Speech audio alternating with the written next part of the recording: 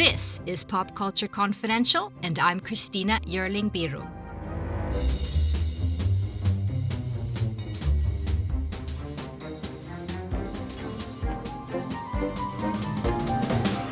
Hey everyone, and welcome to the show. Interviewing my guest, Arian Moayed, several times over the years has been my complete honor. And of course, my Succession fandom is no secret to the longtime listener.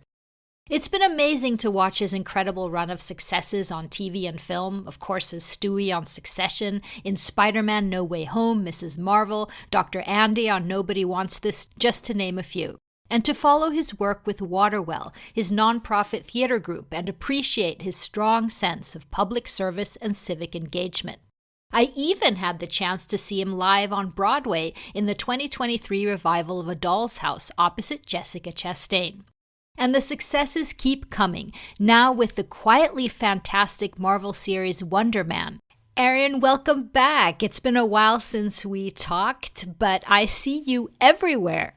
Oh, thank you. I'm sad that we didn't get to see each other after you saw A Doll's House. That's what I was like. Oh, I'm bummed that we missed each other there. We did, but we talk about that performance still, Peter and I here. Mm. It was just an incredible show. I'm working with Jessica literally as we speak because I'm doing the off weeks with her and Ben Stiller. So I was It's a hanging, new we Apple were show, right? yeah, we were shooting late last night up until, 2 a.m. So Oh, I can't wait for that. So that's yeah. the next thing. But before we dive into TV Yeah. and superheroes and Wonder Man, I want to talk about a real life superhero, Nobel Peace Prize winner Malala, because Mm. alongside with everything else you're doing, you actually co-produced a documentary with her, Champions of the Golden Valley, which is arrived in time for the Olympics. Tell me about her, how you met, and what this means to you personally with this documentary.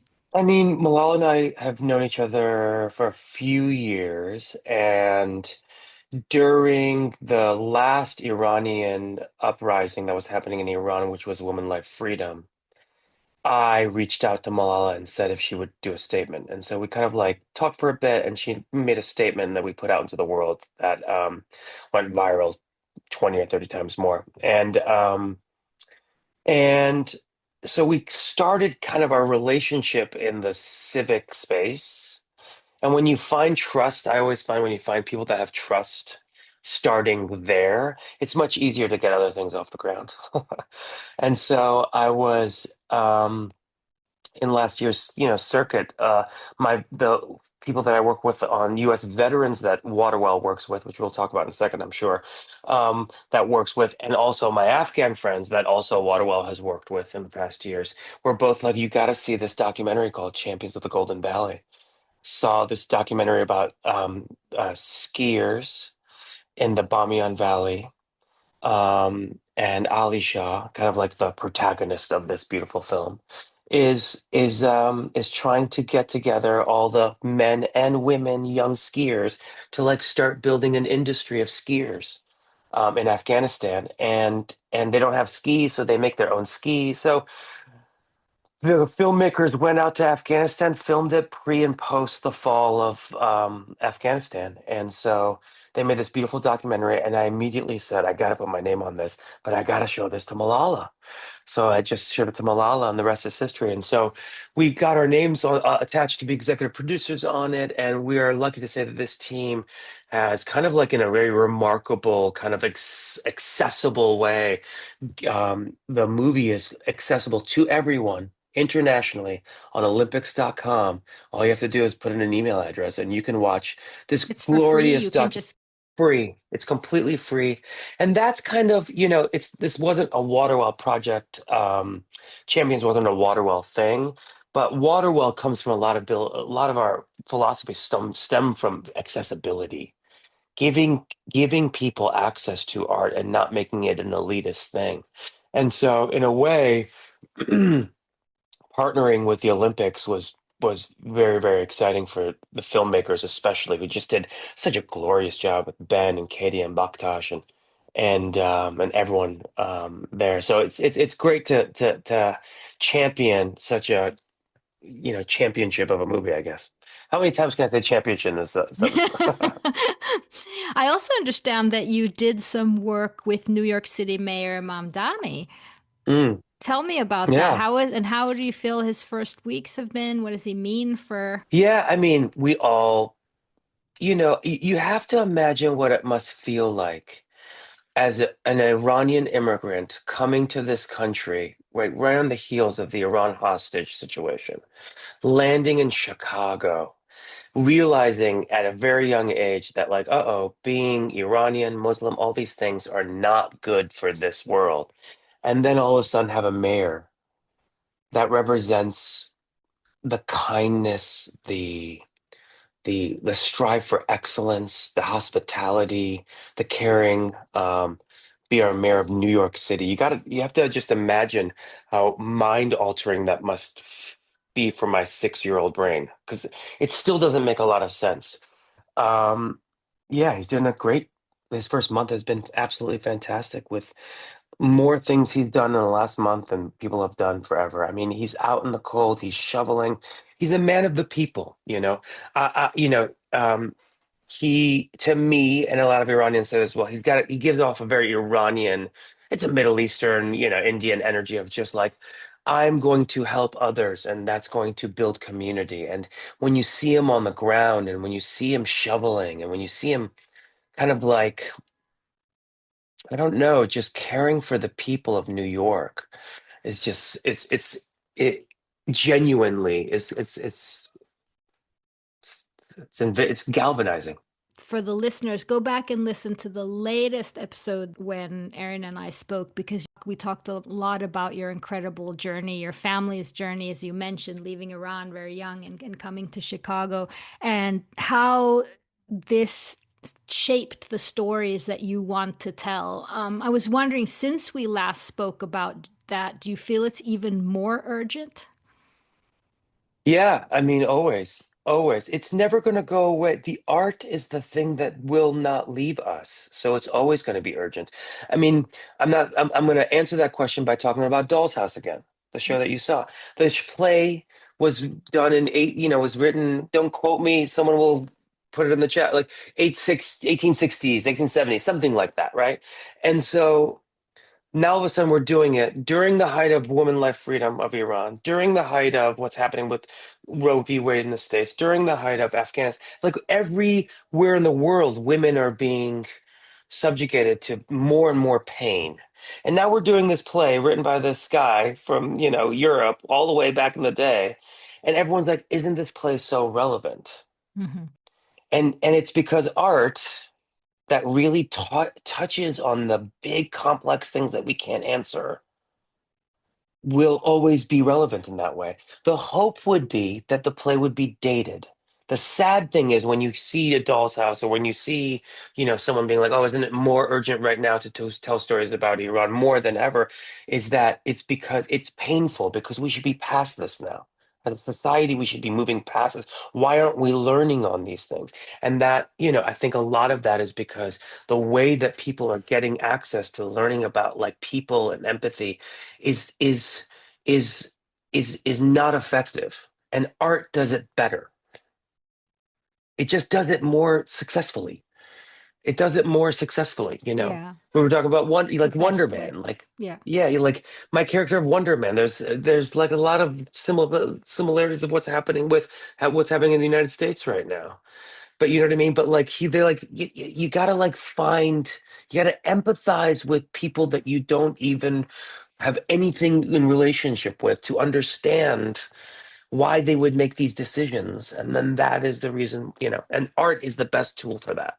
Which has been So such it's a life project for you with Wonderwell, and I mean yeah, everything, but particularly Wonderwell, I'd say. But okay, so yeah, you mentioned yeah, Wonderman. Oh, please go ahead. yeah, you go for it. We're No, jumping since around, you but let's go mentioned Wonder Wonder Man. Man, yeah, we can Yeah, jump around. But I absolutely love this show, and I wasn't prepared for how much I it's would so good. actually. But so for people haven't seen it, the story is much more kind of a make it in Hollywood, the struggle, the hustle, than it is even a Marvel superhero story. So when you got this script and you're seeing like, wow, this is Midnight Cowboy, I mean, what were you thinking?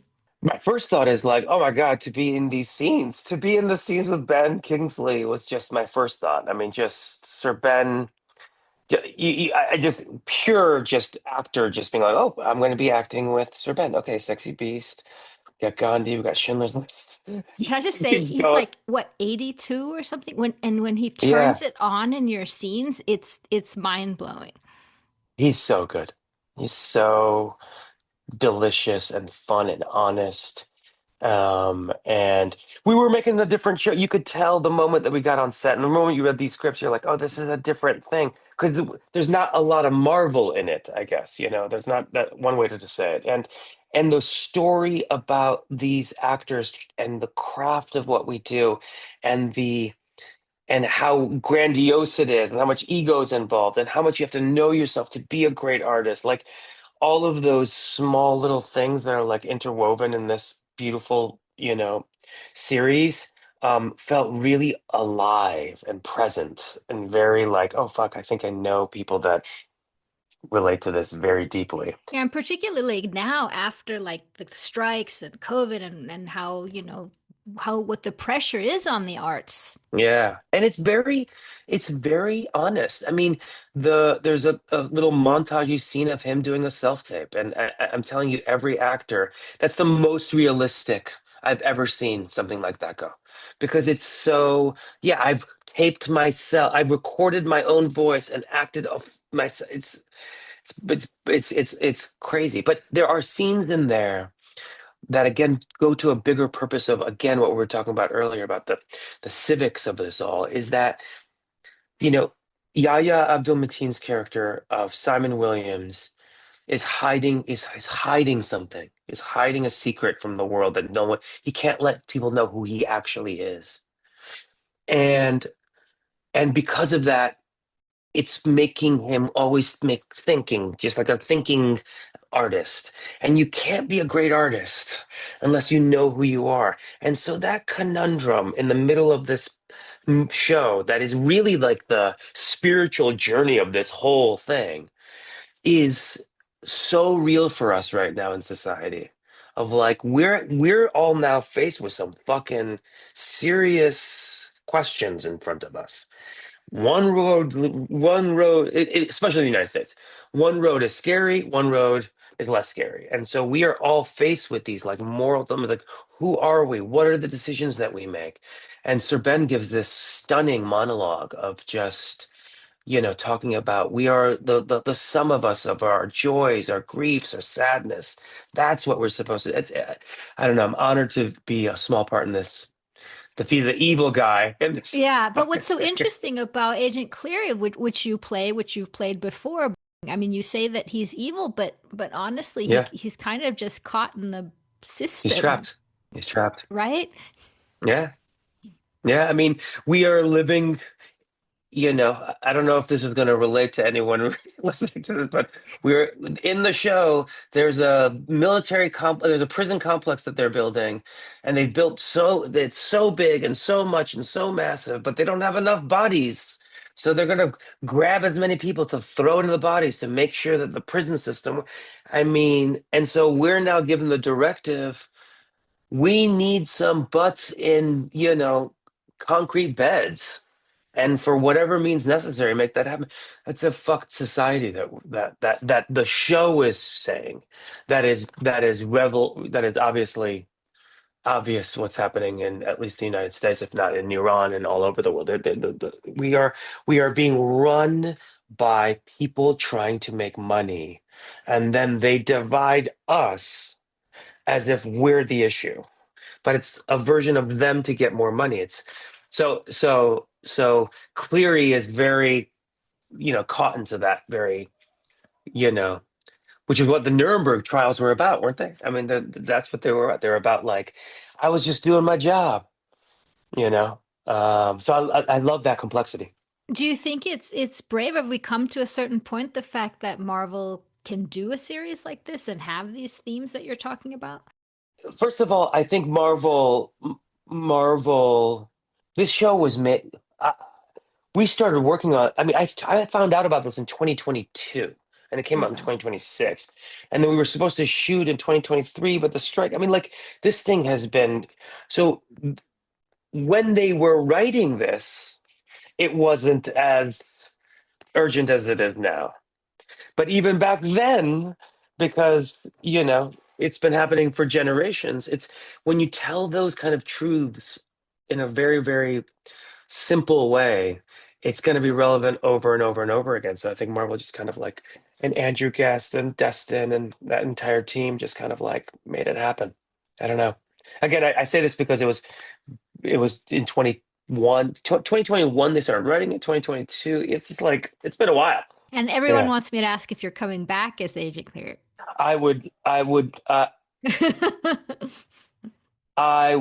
It would be so much fun to continue to do this. Yeah. Okay, that's all we get.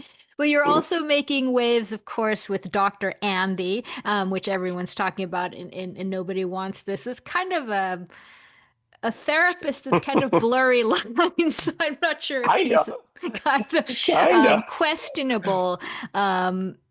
And I love how I mean, Cleary and Stewie and everything. What draws you to these roles that are kind of in the moral gray areas of?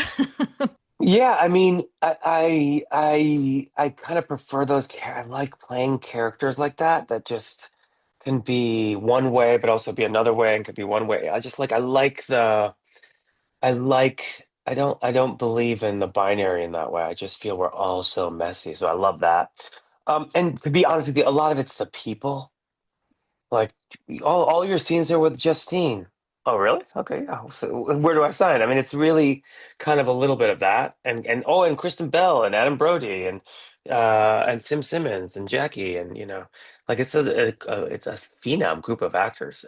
So that's a lot of it as well. And you know, I, I even read this episode of Nobody Wants This, and I was like, I don't think I can get away with that. I don't know. I don't know. I know I'm her therapist, but now I am in bed with her. That's crazy to me. That's It's just like it worked. so,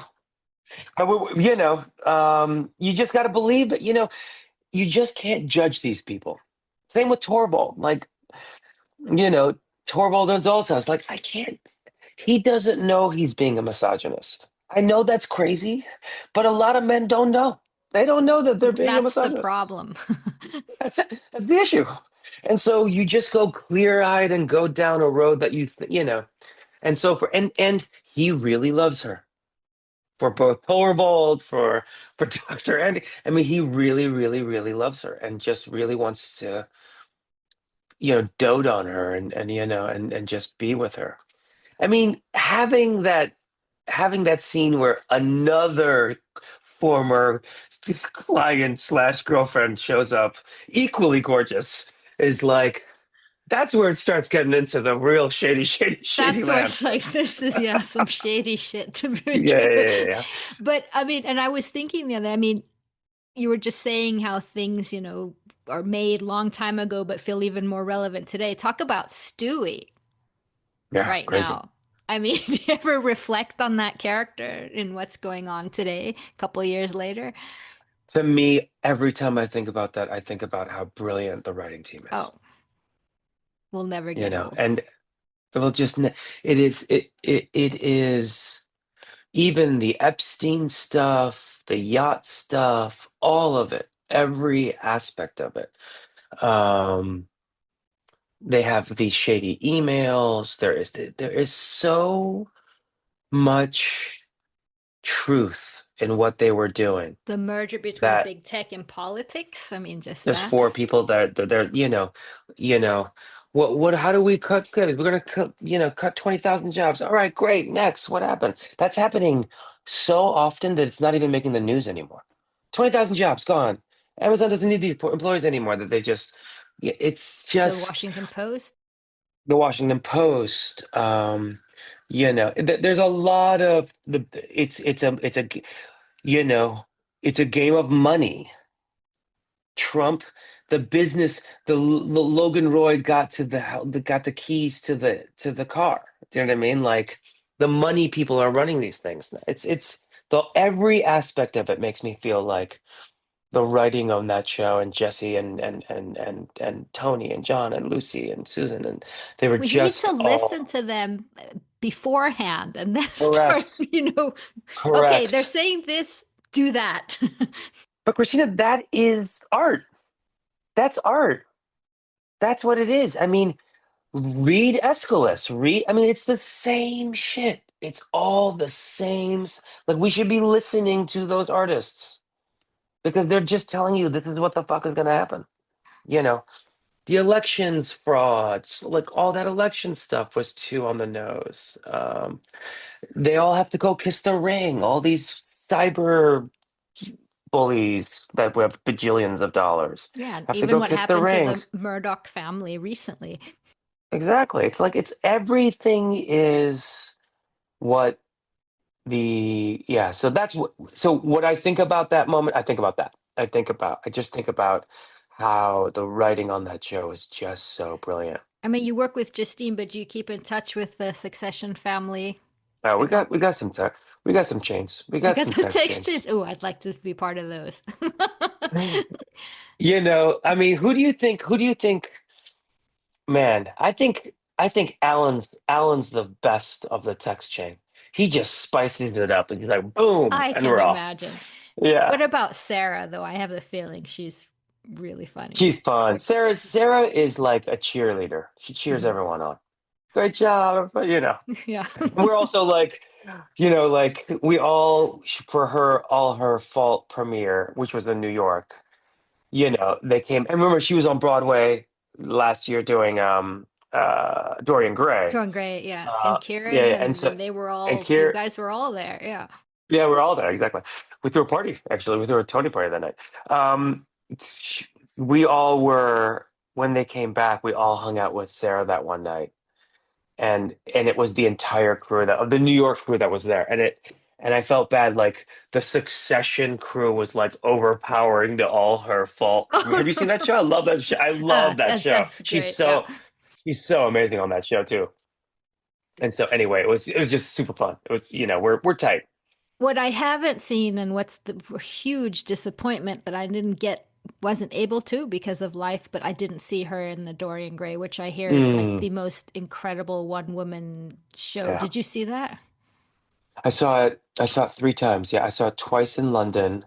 I brought my mom. I brought my mom, and this is the compliment I want to tell you. And my mom, Iranian mom, only speaks to me in Farsi.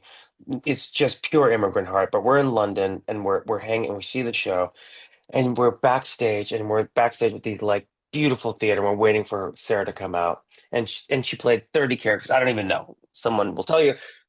Unbelievable work. Unbelievable work. And my mom, and she wasn't even trying to be anything. She's like, in Farsi, she's like, Sarah's so better. Which is, she said, like, Sarah's better than you at acting. I was like, oh, Well, thanks. well, I guess I think you're right, but I guess I didn't need to maybe say that out loud, like right now, right here. But okay, Sarah, my mom thinks that you're better than me. Here you go. Yeah, she was amazing in that. She was Yeah, I amazing in hear that. it. That I hope that if someday they would do it again. But I know she ran Yeah. in several places and Well, she anyway, was doing that while she had a baby I mean, and I don't Alfie know. was maybe six, not even 6 months old. I don't quote me on that, but she was young. She was under 8 year old, you know. So yeah, crazy. Tell me what you're doing in Waterwell. Waterwell right now, we have a bunch of we just did this show, part of Under the Radar, at the famed La Mama called the Fort Hill Projects. The Fort Hill Project was we took the transcripts of Dr. Anita Hill and the transcripts of Dr. Blasey Ford of the Senate committee hearings, and we had in-ear monitors with 4 actors: Elizabeth Marvel, Amber Iman, John Michael Hill, and Josh Hamilton. And they had in-ear monitors of the C-SPAN testimony of all these characters that they're playing. And we did an hour presentation of just that. And in the middle of the show, hearing the testimonies of Hill and hearing the testimonies of Ford and um, Kavanaugh and Thomas, what you start hearing is that the worlds start colliding, and you start missing what no you don't know what it is. And we did that show.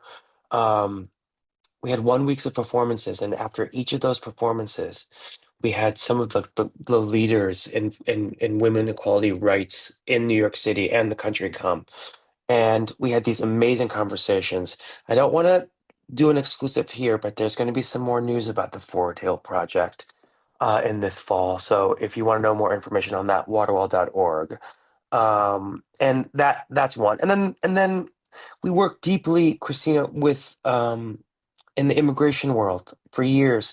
Years ago, we did this show called The Courtroom, which was a Yeah, we talked reenactment of about that one. one. Yeah. Yeah.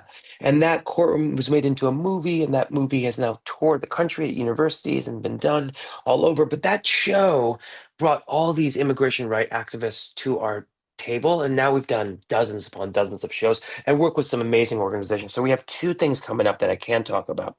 The first one is on February 27th in New York City. We're going to be doing a town hall at Judson Church, bringing an amazing human being by Alora Mukherjee, who works at who's deeply involved in immigration rights in this country, writes some of the greatest op-ed pieces. We worked together back in the day on something called the Flourish exhibits, flourish-exhibits.org, which was the testimonies of children on the border, that we then had celebrities and immigrants and immigrant activists like just read those testimonies from 2018. So we're bringing that kind of energy back. And then we have another show that we'll be doing at Symphony Space on April 20th in New York City as well, talking about all these New York immigrants that have like bettered New York society. So we're really working with a lot of Waterwell's mission is people and stories. Mhm. And the people that we work with are high class artists, but also like policymakers, community activists, community organizers that are really trying to move the needle, not in a political way, but in a human way. And those people come to us and say, "We got a shit ton of stories. Can we actually take our people and your stories and can we make something out of it?" And so we have, actively working on it, probably like I would say maybe like 6 or 7 shows with community organizers and trying to get this stuff out there in the next year or so. All of this is on waterwell.org. Yeah, You were talking before about that it's so important for you to make this accessible, that it's not elitist, that everyone needs to be able to participate. But that's like, anything I've tried to do or been involved with other, with artists or whatever. The hard part is just how do you make that happen? How do you get the money? I mean, it's just so difficult. it is difficult. Raising the money is difficult. Waterwell's a nonprofit for 20 years. We have a whole team of amazing human beings that make all this happen with Sarah Scafidi and our amazing interns this year, Meg and Anna, and Lisa and Evans, who's our artistic. So we have a great team of people to make that happen. So we are all mission driven. That's part one. It takes a village. The second thing is our shows are not about ticket buyers. We don't we're not interested in ticket buyers, right? So when you remove an economic barrier, we're interested in talking to the communities and the people that make change to come and see this through like really rigorous kind of electrifying art. And when the communities ask us to kind of like, hey, we did a show during the pandemic, this organization called Documented, which I'm on the advisory board of, which is a New York independent newspaper that works only for immigrant and immigrant rights in New York City. Fantastic organization, hard hitting journalism, beautiful stuff. Um, they came to us during the pandemic and they said, "There's a lot of undocumented folks right now." Are undocumented, cannot get the services of going to the hospitals and all that because they're undocumented, and also don't have a job anymore. And but they also don't want to. Can we make a piece of art? So Waterwell, under Lee's Sunday Evans's supervision, got a filmmaker with Documented, and we made a piece called "What the Pandemic Means," and it was just the audio testimonies of the undocumented migrants that were living in New York City that are now unemployed and like living under the, like completely Under, underground. yeah. And we told that documentary, and that documentary was brought into a bunch of circles. And then during the pandemic, we did a dozen Zoom conferences across the country about how that documentary also relates to that.